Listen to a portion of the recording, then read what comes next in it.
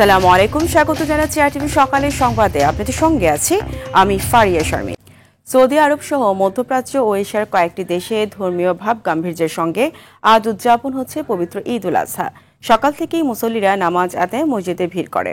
Saudi আরবের মক্কায় অনুষ্ঠিত হয় সবচেয়ে বড় ঈদের জামাত। বিভিন্ন দেশের লাখ লাখ মুসল্লির সঙ্গে নামাজে শরিক হন প্রবাসী বাংলাদেশিরাও। ইন্দোনেশিয়া সহ বিভিন্ন দেশে ঈদের নামাজ শেষে মুসল্লিরা বিশ্ব মুসলিম উম্মার শান্তি কামনায় মোনাজাত করেন। এদিকে ঈদের আনন্দ থেকে বঞ্চিত ফিলিস্তিনের গাজাবাসী বর্বর হামলা চালিয়ে ঈদের আগের দিন তাদের হত্যা করেছে দখলদার ইসরায়েল। এবারও ঈদের দিনেও স্বজন হারানোর বেদনা আর ক্ষুধার জ্বালাতেই কাটছে গাজাবাসীর ঈদ উল আজহা।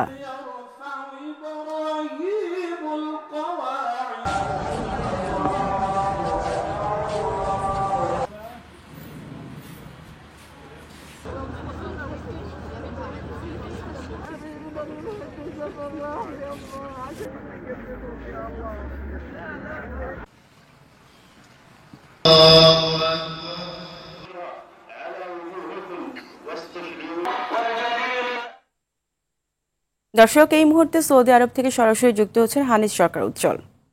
হানিস, ঈদ মোবারক। আজ ঈদের নামাজ আদায় করেছেন মুসল্লিরা, তো আজকে ঈদ হাজিদের কর্মসূচি কি থাকবে জানাবেন? জি, ধন্যবাদ ফারিয়া শারমিন, আপনাকে ঈদ মোবারক। বিশ্বের সবাইকে ঈদ মোবারক। আপনারা যারা জানতে চেয়েছেন, আসলে লক্ষ লক্ষ ধর্মপ্রাণ মুসলমানগণ কিন্তু আজকে সমবেত হয়েছেন মিনাতে কিন্তু তারা এখন পশু কুরবানি, মাথামুন্ড এবং আপনার শয়তানকে কঙ্কর মারা নিয়ে কিন্তু ব্যস্ত আছেন। আর কি যে আপনাকে জানিয়ে রাখি, আজকে কিন্তু মক্কাতে স্থানীয় সময় 5:52 কিন্তু ঈদের প্রথম জামাত মক্কাতে অনুষ্ঠিত হয়। জামাতে যে ইমামতি করেন শেখ ডক্টর মাহের আল মোয়াকলি। আমি যদি জানাতে চাই আপনাকে, মদিনাতে 5:47 ঈদের প্রধান জামাত অনুষ্ঠিত হয়, সেই ইমামতি করেন শেখ ডক্টর খালেদ আল মাহান্না। জেদ্দাতে 5:54 ঈদের জামাত অনুষ্ঠিত হয়। আপনাকে জানিয়ে রাখি, এবার কিন্তু স্বতঃস্ফূর্তভাবে সকল প্রবাসী সহ সবাই কিন্তু ঈদের জামাতে অংশগ্রহণ করেছেন। আর হাজিদের কথা যা বলেছেন, আলহামদুলিল্লাহ এবার কিন্তু গরমটা কম থাকাতে কিন্তু হাজিরা অনেক স্বস্তির মধ্যে কিন্তু এবার হজ উদযাপন করেছেন। আর এবং হাজিদের কিন্তু ঈদের নামাজ বলতে তাদের কিছু না, শুধু ফজর নামাজ পরে কিন্তু তারা সমবেত হচ্ছেন মিনাতে কিন্তু তারা ব্যস্ত আছেন কুরবানি এবং মাথামুন্ড, এবং অনেক হাজিরা আসছেন মক্কাতে এসে তারা 7 চক্কর তাওয়াফ করছেন। এবং প্রবাসী সহ সবাই আলহামদুলিল্লাহ এবার ঈদ উদযাপন সুন্দরভাবে করেছে। হ্যাঁ ফারিয়া, এই ছিল সৌদি আরব থেকে সর্বশেষ তথ্য। হানিস, আপনাকে ধন্যবাদ। ঈদ উল আজহা উপলক্ষে রেলযাত্রার 7ম দিনে কমলাপুরে ঢাকা রেল স্টেশনে যাত্রীদের উপচে পড়া ভিড় দেখা যাচ্ছে। ভিড় সামলাতে গিয়ে স্টেশনের সব নিরাপত্তা ব্যবস্থা ভেঙে পড়েছে।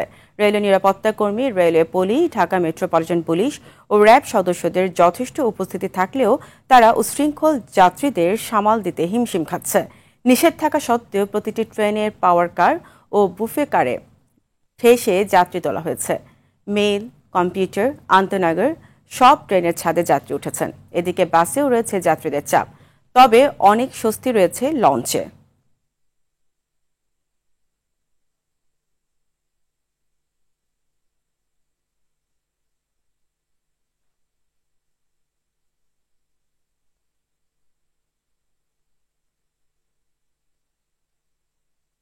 দর্শক, এই মুহূর্তে কমলাপুর রেল স্টেশনে রয়েছেন সহকর্মী নাজমুল হুদাই, সরাসরি যুক্ত হচ্ছে তার সঙ্গে। নাজমুল, নিষেধ থাকা সত্ত্বেও যাত্রীরা ঝুঁকিতে ছাদে করে ভ্রমণ করছে এবং এই নিয়ে রেলওয়ে নিরাপত্তা কর্মীরা কি বলছে এবং এখন সেখানে কি অবস্থা দেখছেন জানাবেন? ফারিয়া, আজকে ঈদ যাত্রার শেষ দিন, আগামীকাল ঈদ উল আজহা, এবং আজকে সর্বাধিক যাত্রীর চাপ আমরা কমলাপুর রেল স্টেশনে দেখতে পাচ্ছি এবং এই যাত্রীর চাপ সামাল দিতে হিমশিম খাচ্ছে রেলওয়ে কর্তৃপক্ষ এবং আইন শৃঙ্খলা রক্ষাকারী বাহিনী। এ কারণেই ট্রেনের ছাদে করে যাত্রীরা যাচ্ছেন। আমার বাম পাশে আপনারা দেখতে পাচ্ছেন যে রংপুর এক্সপ্রেস, এই রংপুর এক্সপ্রেস ট্রেনটির ছাদে যাত্রীরা উঠেছেন। আমরা দেখেছি কিছুক্ষণ আগে থেকেই তারা লাফিয়ে ঝুঁকি নিয়ে তারা ওঠার চেষ্টা করেছেন এবং ঠিক আধা ঘন্টা আগেও এই ট্রেনটি এখানে একদম ছাদটি ফাঁকা ছিল, কিন্তু হঠাৎ করেই যাত্রীদের বড় একটা চাপ আসে রেল স্টেশনের একদম প্রধান যেই গেট রয়েছে সেই গেট থেকে, এবং সেই চাপের পরেই এই ট্রেনের ছাদটি পুরো একদম যাত্রীতে ঠাসা হয়ে পড়ে। এই ট্রেনটি, রংপুর এক্সপ্রেস ট্রেনটি ছাড়ার কথা ছিল 9টা 10 মিনিটে, তবে শিডিউল বিপর্যয় হয়েছে। এখন ঠিক 9:45 বাজে, তারপরে এই ট্রেনটি এখনো ছেড়ে যায়নি। আমরা কথা বলেছি ট্রেনের যারা চালক রয়েছেন তাদের সঙ্গে, তারা জানিয়েছেন যে এই ট্রেনটির ইঞ্জিন এখনো আসেনি, যে কারণে এই ট্রেনটি ছাড়া হচ্ছে না, এই কারণে শিডিউল বিপর্যয় হয়েছে। এছাড়া পর্যটক এক্সপ্রেস ট্রেন সেটি 3 ঘন্টারও বেশি সময় শিডিউল বিপর্যয়ের মধ্যে পড়েছে। সেটি ছাড়ার কথা ছিল 6টার কিছুটা পরে, তবে এখনো সেই ট্রেনটি এখানে এসে পৌঁছায়নি, যদিও সম্ভাব্য ছাড়ার সময়সূচি দেওয়া হয়েছিল 10টা 20-এ। আমরা জানতে পেরেছি যে পর্যটক এক্সপ্রেস ট্রেনটি গতকালকে কক্সবাজার থেকে ঢাকায় আসার পথে একটি দুর্ঘটনার মধ্যে পড়ে এবং এতে মোটরসাইকেলের যাত্রী সহ 3 জন নিহত হয়। ওই দুর্ঘটনার কারণেই আর কি ট্রেনটি আজকে আসতে দেরি হচ্ছে বলে আমাদেরকে জানিয়েছে। এছাড়া আমরা কিছু যাত্রীদের সঙ্গে কথা বলেছি, তাদের কাছে জিজ্ঞেস করেছিলাম যে টিকিট ছাড়া আসা ভেতরে প্রবেশ করা যায় কিনা। নাজমুল, আপনার কাছ থেকে জানতে চাইবো যে ট্রেন দুর্ঘটনা ঘটেছে একটি, এবং সেখানে শিডিউল বিপর্যয় কি এই কারণে হচ্ছে কিনা ট্রেনের, সেই বিষয়টি জানাবেন, বা শিডিউল বিপর্যয়ের কোনো খবর আছে কিনা আপনার কাছে?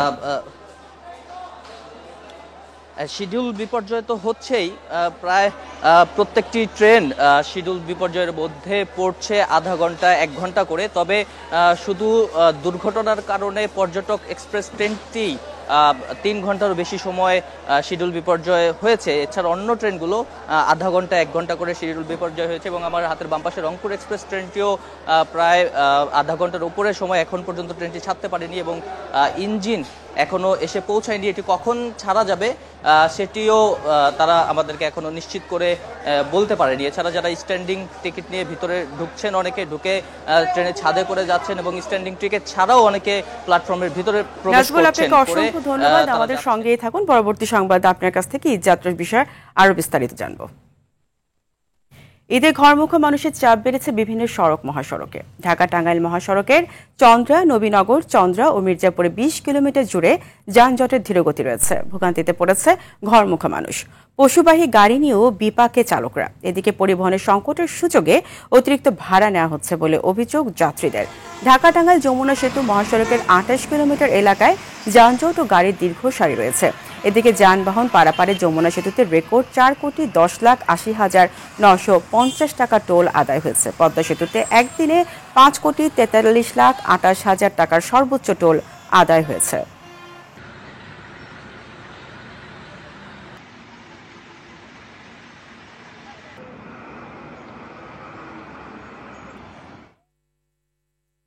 এই মুহূর্তে টাঙ্গাইল থেকে সরাসরি যুক্ত হচ্ছেন সহকর্মী কামাল হোসেন।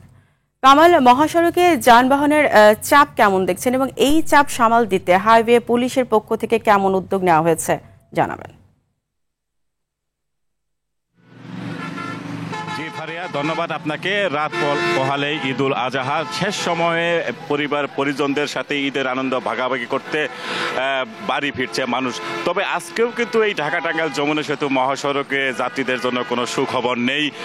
সড়কের নাটিয়াপাড়া থেকে এলেঙ্গা পর্যন্ত প্রায় 30 কিলোমিটার এলাকা জুড়ে কোথাও যানজট, কোথাও ধীরগতি, কোথাও থেমে থেমে যানবাহন চলছে। এছাড়াও এই সড়কের জোগাড়চর থেকে যমুনা সেতু পর্যন্ত এই যে 4 কিলোমিটার এলাকা রয়েছে, 4 কিলোমিটার এলাকা জুড়ে দীর্ঘ যানজটের সৃষ্টি হয়েছে। এত করে যাত্রী এবং চালকদের চরম ভোগান্তি পোহাতে হচ্ছে। যাত্রীদের সাথে আমি কথা বলেছি, তারা যেটি বলছেন যে আসলে যমুনা সেতু পার হতে টাঙ্গাইল অংশে 6 থেকে 7 ঘন্টা সময় পর্যন্ত লেগে যাচ্ছে। তবে আমি একটি তথ্য দিয়ে রাখি, যেটি সংবাদে বললেন যে আসলে এই যাবৎ যমুনা সেতু চালু হওয়ার পর রেকর্ড সংখ্যক যানবাহন পারাপার হয়েছে এই যমুনা সেতু দিয়ে। গেল 24 ঘন্টায় 64,283টি যানবাহন পারাপার হয়েছে। এর থেকে টোল আদায় হয়েছে 4,10,80,950 টাকা। তো এতে বোঝা যাচ্ছে যে এই সড়কে যানবাহনের কতটা চাপ বেড়েছে। তবে পুলিশের পক্ষ থেকে যেটি বলা হচ্ছে যে তারা সড়কের 6 শতাধিক পুলিশ সদস্য কাজ করে যাচ্ছেন, যাতে করে কোথাও যানজট সৃষ্টি না হয়। তারপরেও গাড়ির অতিরিক্ত চাপ যানজটের বা দীর্ঘ সারির কারণ হিসেবে সেতু কর্তৃপক্ষ যেটি বলছে, বা পুলিশ প্রশাসনের সাথে কথা হয়েছে, তারা যেটি বলছেন যে অতিরিক্ত গাড়ির চাপ এবং মাঝে মধ্যে টোল আদায় বন্ধ থাকার ফলে এই যানজটের সৃষ্টি হয়েছে, দীর্ঘ সারির সৃষ্টি হয়েছে। তবে পুলিশের পক্ষ থেকে কিন্তু এই সড়কটিতে কাজ করে যাচ্ছেন তারা, যাতে করে যাত্রীরা নির্বিঘ্নে ঘরে ফিরতে পারেন।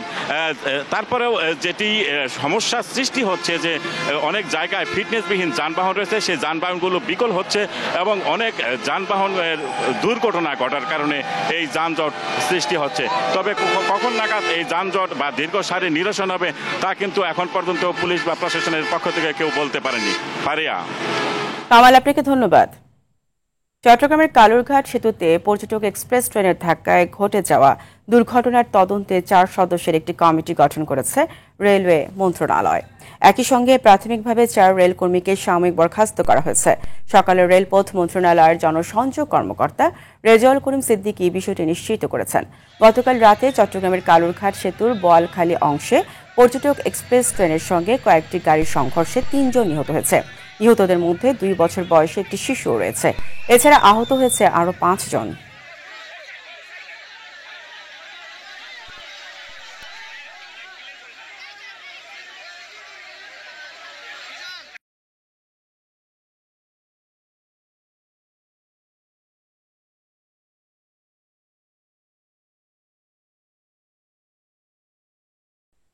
ডেটল সুরক্ষিত কোরবানি হাট যৌথ উদ্যোগে ডিএনসিসি, ডেটল এবং আরটিভি। চাহিদার তুলনায় অতিরিক্ত পশু রাজধানীর হাটগুলোতে। ক্রেতাদের ছোট ও মাঝারি আকারের গরু পছন্দ হয় কিছুটা বিপাকে বড় গরুর বিক্রেতারা। এদিকে ঈদের ঠিক আগ মুহূর্ত ক্রেতার সমাগম আশানুরূপ না থাকায় বেশ কম দামে বিক্রি হচ্ছে গরু। তবে এবারের হাটের সার্বিক পরিস্থিতি নিয়ে সন্তুষ্টি প্রকাশ করেছেন হাটে আগতরা। জাকারিয়া খানের রিপোর্টে থাকছে এরই বিস্তারিত। ঈদুল আজহার আর মাত্র একদিন বাকি। সেই হিসেবে রাজধানীতে হাট যেরকম জমে ওঠার কথা ছিল তা হয়নি। কেনাবেচা কিছুটা কম থাকলেও শেষ মুহূর্তে বাড়ছে ক্রেতার চাপ। বিক্রেতারা বলছেন মানুষের ক্রয় ক্ষমতা কমে যাওয়ায় কাঙ্ক্ষিত পশু কিনতে পারছেন না তারা। অনেক কম, গরু প্রতি 20-30 হাজার টাকা কম। গরু প্রচুর আমদানি, কিনাল নাই, ক্রেতা কম, বিক্রেতা বেশি। তবে আশা ছাড়ছেন না অনেক বিক্রেতাই। বলছেন হয়তো শেষ মুহূর্তে বাড়বে কেনাবেচা। দেশের মানুষের আর্থিক অবস্থা এই কারণে মনে করেন গরু এরকম ভাবে বেচতে পারতেছি না। দোয়া করেন আমগুলো লাগিয়া যে ভালোভাবে বিক্রি করতে পারি। ক্রেতাদের মুখেও ব্যবসায়ীদের জন্য সহমর্মিতা। তবে কম দামে পছন্দের পশুটি কিনতে পেরে খুশি অনেকে। গরুর যে ন্যায্য দাম তা পাইকাররা পাচ্ছে না, ঠিক আছে। তারপর আমরা কিনতে আইছি যাতে আর একটু কম পাই, কারণ আমরা তো চাবো যে একটু কমে নিতে। বাজার অনুযায়ী দাম ঠিক আছে। এদিকে হাটের পশুর বর্জ্য থেকে যেন জীবাণু না ছড়িয়ে পড়ে সেজন্য বিভিন্ন পরিচ্ছন্ন কার্যক্রম পরিচালনা করছে ডেটল। দেয়া হচ্ছে বর্জ্য অপসারণ ব্যাগ সহ প্রাথমিক চিকিৎসাও। হ্যান্ড ওয়াশিং জোন এবং লেগ ওয়াশিং জোন রেখেছি, ভালোভাবে যেন পয় নিষ্কাশন করতে পারে বা বর্জ্যটা নিরসন করতে পারে, সেই জন্য আমরা কিছু প্লাস্টিক ব্যাগ তাদেরকে সার্কুলেট করছি। সুরক্ষিত কোরবানির হাট বাস্তবায়নে ডেটলের এ উদ্যোগে সহযোগী হিসেবে কাজ করছে আরটিভি ও ঢাকা উত্তর সিটি কর্পোরেশন। জাকারিয়া খান, আরটিভি, ঢাকা। দর্শক, এই মুহূর্তে রাজধানীর তেজগাঁও হাটে রয়েছে সহকর্মী আর বাদল। সরাসরি যুক্ত হচ্ছে তার সঙ্গে। বাদল, গরুর হাটে বেচা কেনা কেমন দেখছেন এবং সেই সাথে ক্রেতা বিক্রেতারা কি বলছে, ক্রেতার সমাগম কেমন দেখছেন জানাবেন।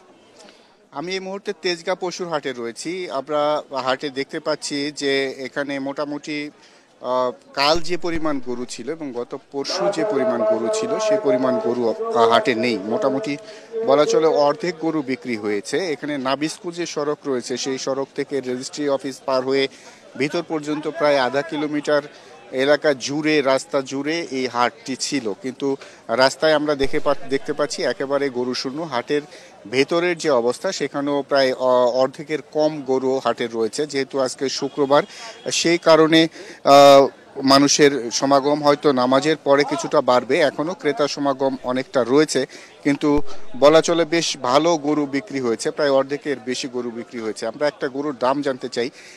এই গরুটার কত দাম চাচ্ছেন এবং কোথা থেকে এনেছেন? এই গরুটা আনছি শেরপুর থেকে, জামালপুর শেরপুর থেকে।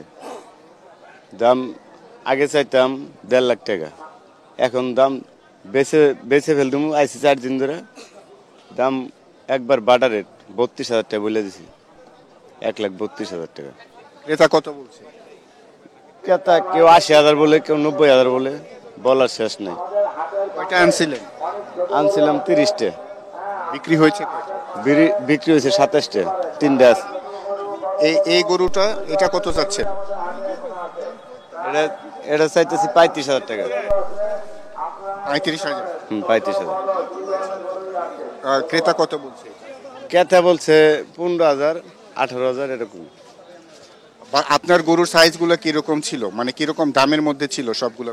আমার সর্বোচ্চ গরুর দাম ছিল 2,20,000, 1,80,000, 1,60,000, আর নিম্ন হলে এটি। আপনার কাছে কি মনে হচ্ছে কোন ধরনের গরুর চাহিদা বেশি, এই ধরনের নাকি বড় গরু? সবচেয়ে চাহিদা বেশি 1,60,000, যেটা এটাই চাহিদা বেশি। এই গরু দিয়ে আর টাকা দিয়ে মিলে না, এই জন্য কাস্টমারও পছন্দ হয় না, আমি গরু কিনা বেশি। ধন্যবাদ আপনাকে। আমরা আরো একটি গরু দেখাতে চাই। এই পাশে আরো একটা গরু আছে। এটা কি আপনার গরু? এটা আসলে কত চাচ্ছেন এবং কিরকম বলছে ক্রেতা? আমি চাচ্ছি 280, ক্রেতা বলছে 200, 210। ছাড়বেন কত? 20 হলে ছাড়বো। 2,20,000 হলে ছাড়বেন? জি। আচ্ছা, কোথা থেকে এনেছিলেন কতগুলো গরু? রংপুর থেকে আনছিলাম 16টা। বিক্রি হয়েছে 4টা? 4টা বিক্রি হয়েছে। এখনো তো অনেক সময় বাকি আছে। মানুষ কি আসছে কেনার জন্য? হ্যাঁ, অনেকে আসছে। আচ্ছা, এই গরুটা কার? এটাও আমার। বাদল, আপনাকে অসংখ্য ধন্যবাদ। আপনি থাকুন গরুর হাটে, আরো জানবো আপনার কাছ থেকে পরবর্তী সংবাদে। চাহিদা বাড়ায় অন্যান্য বছর ঈদুল আজহায় মশলার দাম বাড়লেও এবার কমেছে। বাজারে নিয়ে অস্থিরতা, বেশিরভাগ মশলার দামই রয়েছে সহনীয় পর্যায়ে। লবঙ্গ, জিরা, ধনে, গোলমরিচের মতো মশলার দাম কিছুটা কম হলেও দাম বেড়েছে এলাচ ও দারুচিনির। ব্যবসায়ীরা বলছে চাহিদা ও সরবরাহ স্বাভাবিক থাকায় বাজারে প্রভাব পড়েনি, ফলে ঈদের আগে কিছুটা স্বস্তিতে ক্রেতারা।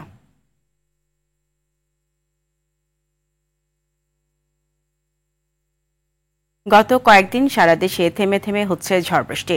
আগামী কয়েকদিনও ঝড়ো হাওয়া সহ বৃষ্টির পূর্বাভাস রয়েছে। আবহাওয়ার এমন পরিস্থিতিতে ঈদুল আজহা উদযাপনে শঙ্কায় রয়েছে দেশবাসী। তবে সুখবর দিয়েছে আবহাওয়া অফিস। ঈদুল আজহার দিন ঢাকাসহ সারা দেশে তেমন বৃষ্টিপাতের সম্ভাবনা নেই, তবে চট্টগ্রাম, ময়মনসিংহ ও সিলেট বিভাগে হালকা বৃষ্টি হতে পারে। আরও জানাচ্ছেন শাকিলা করিম। বাংলা বর্ষপঞ্জি অনুযায়ী জ্যৈষ্ঠ মাস চললেও বেশ কিছুদিন ধরে বৃষ্টির প্রভাব চলছে দেশ জুড়ে। এমন সময় দোরগোড়ায় কুরবানি ঈদ। আবহাওয়ার এমন পরিস্থিতিতে ঈদুল আজহা উদযাপন নিয়ে শঙ্কায় রয়েছে দেশবাসী। হতাশা নয়, আশার কথা শুনিয়েছে আবহাওয়া বিভাগ। ঈদুল আজহার দিন ঢাকা সহ সারা দেশে তেমন বৃষ্টিপাতের সম্ভাবনা নেই, তবে চট্টগ্রাম, ময়মনসিংহ ও সিলেট বিভাগে অল্প পরিমাণে বৃষ্টি হতে পারে। স্পেশালি ঈদের দিন আমাদের বৃষ্টির পরিমাণ অনেকাংশে কমে আসতে পারে। বিশেষ করে সিলেট, ময়মনসিংহ সামান্য সম্ভাবনা থাকতে পারে, আর রংপুর এবং চট্টগ্রাম। সিলেট এবং চট্টগ্রামের সম্ভাবনাটা একটু বেশি অন্যান্য স্থানের তুলনায়, এবং ওইসব জায়গায় যদি বৃষ্টি হয়েও সিলেট কিংবা চট্টগ্রামে, তাও একবার 2-1 জায়গায়, পরিমাণ খুব কম। ঈদের পরদিনও নেই বৃষ্টির সম্ভাবনা, তবে 11 জুন থেকে বৃষ্টির পরিমাণ বাড়তে পারে। বর্ষাকালে আমাদের সাধারণত হিটঅ্যাপ কম হয় বা তাপপ্রবাহ কম হয়, আর যদি বৃষ্টিপাত না থাকে ধরে নেন যে তাপপ্রবাহ চলে আসতে পারে। তাপপ্রবাহ এখন সারা দেশে তাপমাত্রা ধরেন 30 থেকে 34-এর মধ্যে ম্যাক্সিমামটা, আর বৃষ্টি কমে গেলে সেটা 36 বা ± হয়ে যেতে পারে। মৌসুমী বায়ু বাংলাদেশের উপর কম সক্রিয় এবং উত্তর বঙ্গোপসাগরে দুর্বল থেকে মাঝারি অবস্থায় থাকায় এই মুহূর্তে কোথাও কোনো সতর্কতা সংকেত নেই বলেও জানান এই কর্মকর্তা। শাকিলা করিম, RTV, ঢাকা। টাঙ্গাইলের ভুয়াপুর ভূমি অফিসে ভোগান্তি ছাড়াই মিলছে সব ধরনের সেবা। ভূমি অফিস সম্পর্কে নেতিবাচক ধারণা পাল্টে আস্থা তৈরি হয়েছে সাধারণ মানুষের মধ্যে। মাত্র 22 দিনের মধ্যে কোনো হয়রানি ছাড়াই জমি নাম জারি করতে পারছে তারা। বর্তমান এসএলএন্ট মোহাম্মদ তারিকুল ইসলামের সময় সেবার মান বৃদ্ধির সঙ্গে বেড়েছে রাজস্ব আদায়। টাঙ্গাইল প্রতিনিধি কামাল হোসেনের রিপোর্ট, জানাচ্ছেন আব্দুল হামিদ। সীমাহীন অনিয়ম, দুর্নীতি আর ঘুষ বাণিজ্যের আখড়ায় পরিণত হয়েছিল টাঙ্গাইলের ভুয়াপুর ভূমি অফিস। সেবা পেতে হয়রানির পাশাপাশি গুনতে হতো অতিরিক্ত টাকা। তবে সেই ধারা বদলেছে। কোনো ভোগান্তি ছাড়াই জমির নামজারি সহ অন্যান্য সেবা পাচ্ছে স্থানীয়রা। স্থানীয়রা বলেন, আগে দালালের দৌরত্ব ছিল মাত্রাতিরিক্ত, টাকা ছাড়া কাজ হতো না ভূমি অফিসে। এখন সেই চিত্র নেই। যা অতীত জীবনে 5,000-10,000 টাকা চুক্তি করে অনেকে ওই নাইবি রেফারেন্সে অনেক কাজ করত, কিন্তু আমরা এই সিলেন্সার আসার পরে অবাক হয়ে গেছি। 1125 টাকার উপরে কোনো খাজনা করতে লাগে না। এটা একটা দুর্নীতিমুক্ত একটা প্রতিষ্ঠান হিসাবে রূপ হয়েছে। এসিলেন্ট মহোদয় জনাব তরিকুল ইসলাম সাহেব ও ওনার স্বচ্ছতা এবং সহযোগিতা আমার কাছে যতটুকু মনে হয় যে ওনার সেবার মানটা অত্যন্ত ভালো। আগে অনেক সমস্যা ছিল, এখন সব কাজ ঠিক মতো হচ্ছে। আওয়ামী লীগের নেতারা একটু নাইবেরই দিয়া এসিলেনেরই দিয়া এইভাবে করাই দিচ্ছে। সে ভালো নীতি নিয়ে কথা বলছে এবং এসিলেন সাহেব খুবই ভালো। 2024 সালের 26 ডিসেম্বর ভুয়াপুর ভূমি অফিসে সহকারী কমিশনার হিসেবে যোগদান করেন মোহাম্মদ তারিকুল ইসলাম। এরপর থেকেই পাল্টে যায় চিত্র, বাড়ে সেবার মান। সাধারণ মানুষ এখন জানতে পেরেছে যে শুধুমাত্র সরকারি খরচ 1170 টাকায় নামজারি সম্ভব এবং হোল্ডিং খোলা থাকলে নায়েবের কাছে বা ইউনিয়ন ভূমি সহকারী কর্মকর্তার কাছে না গিয়েই ভূমি উন্নয়ন পাওয়া দেওয়া সম্ভব।